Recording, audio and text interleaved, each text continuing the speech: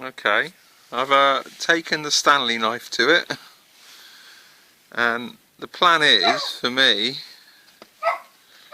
to glue that seam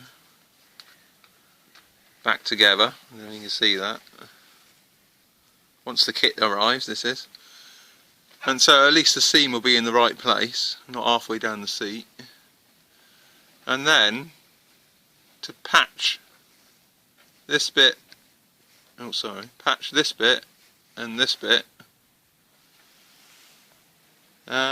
glue and use filler.